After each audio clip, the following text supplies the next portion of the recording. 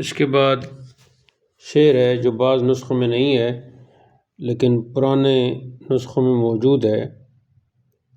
پیراہن برگ بر درختاں چوں جامہ عید نیک بختاں۔ درختوں پر پتوں کے ایسے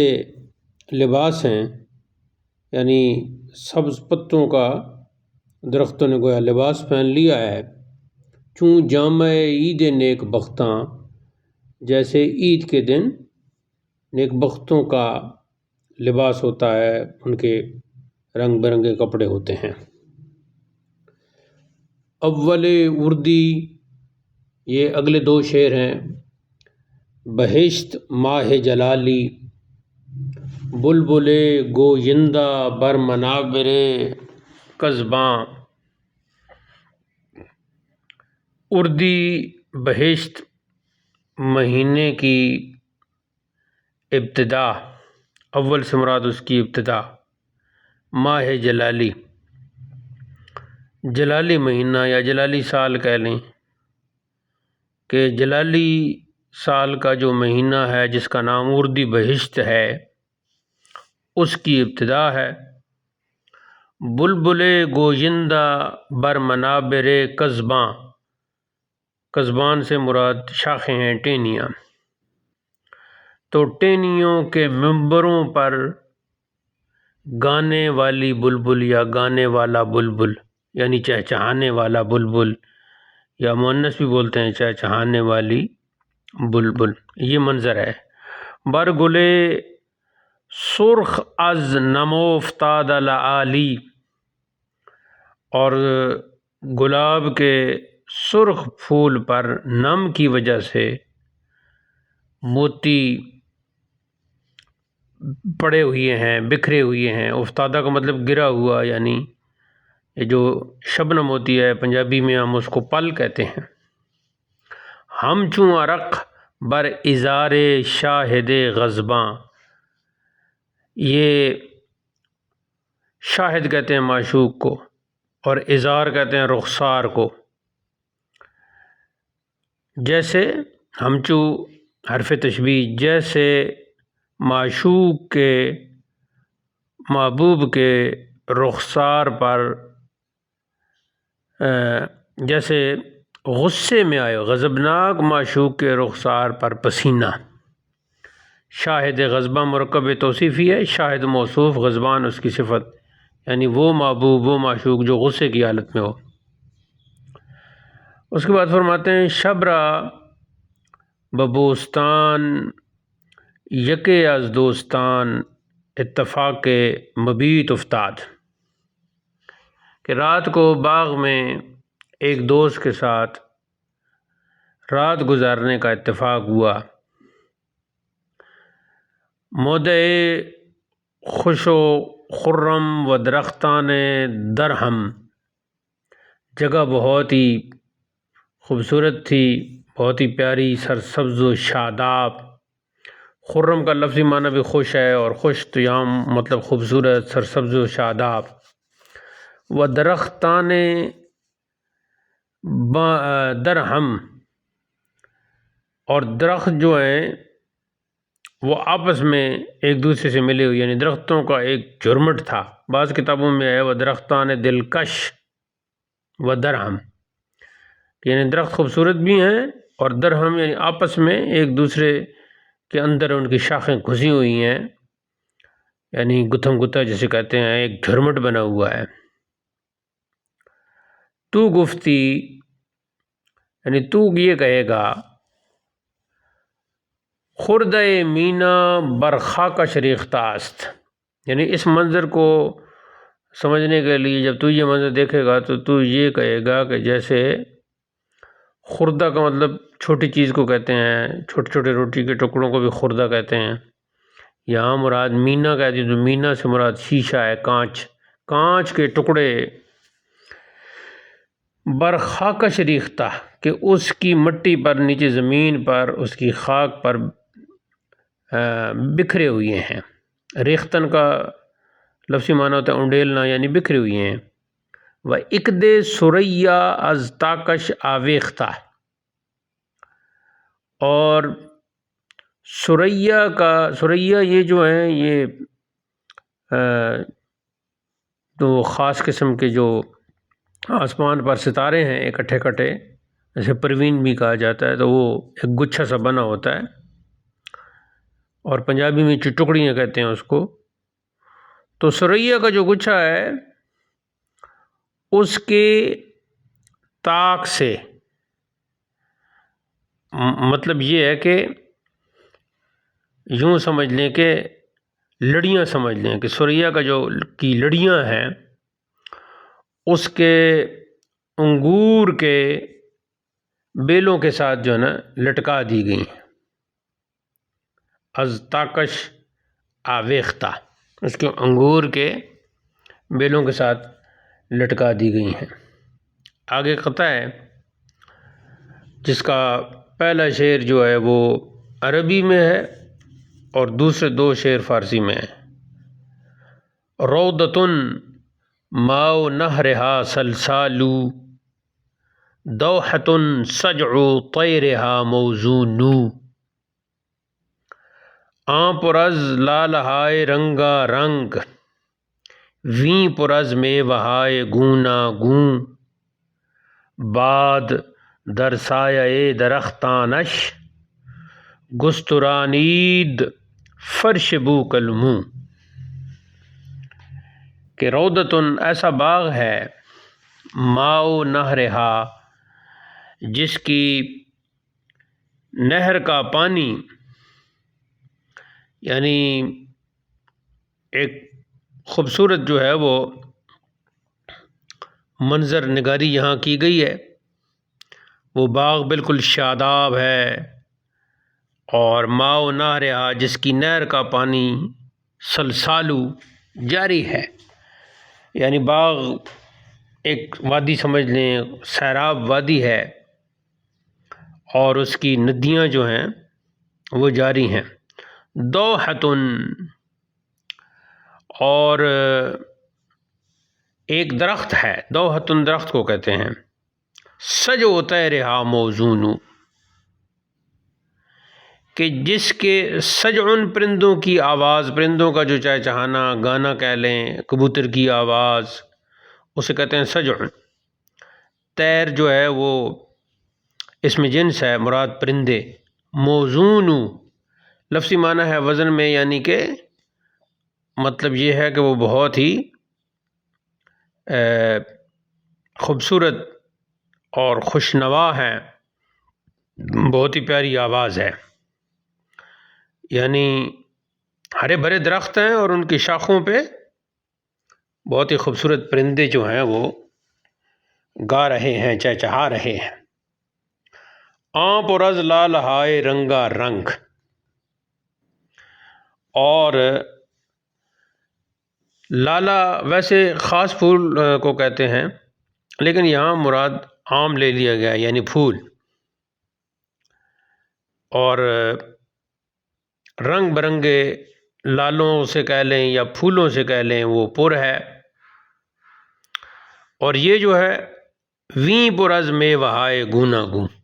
ویں و این کا مخفف، اور یہ گونا گوں یعنی طرح کے رنگ برنگے میوے یعنی پھلوں سے جو ہے یہ بالکل بھرا ہوا ہے، یعنی جیسے کہتے ہیں نا کہ ایک طرف پھول ہیں تو دوسرا موسم جو ہے نا پھلوں سے میووں سے بالکل لدے پھندے ہوئے ہیں، اور ڈالیاں جو ہیں وہ بالکل جھکی ہوئی ہیں۔ بعد در سایۂ درختانش، اس باغ کے درختوں کے سائے میں ہوا نے کیا کیا ہوا ہے، گسترانید فرش بو قلموں، کہ ان گھنے درختوں کے سائے کے نیچے رنگا رنگ جو ہے نا، بو قلموں کا مطلب ہے رنگا رنگ، رنگا رنگ جو ہے وہ فرش بچھا رکھا ہے۔ آگے فرماتے ہیں بامداداں کے خاطر باز آمدن بر رائے نشستن غالب، اب اگلی جب صبح ہوئی تو اس وقت باز آمدن یعنی واپس آنا یا کوچ کرنا کہہ لیں کہ کوچ کا جو خیال تھا وہ نشستن پر، بیٹھنے پر یعنی قیام کرنے پر غالب آ گیا کہ بجائے مزید یہاں قیام کرنے کے اب واپس آیا جائے۔ تو غالب نشستن غالب آمد، دیدمش میں نے اس کو دیکھا یعنی اپنے اس دوست کو دیکھا، دامن گل و ریحان و سنبل و ضمیران فراہم آوردہ، کہ اپنا دامن جو ہے گلاب سے اور ریحان سے، اور ریحان بھی جو ہے جسے ہم نیازبو کہتے ہیں، اور سنبل سے، اور باقی جو ضمیران جسے ہم ستبرگہ کہتے ہیں، ان سب پھولوں سے وہ اپنا دامن بھر رہا تھا، وہ اپنی چولی بھر رہا تھا یعنی بھر لی اس نے۔ وہ رغبت شہر کردہ، اور اس کا خیال تھا کہ میں یہ شہر لے جاؤں گا، یہ سارے پھول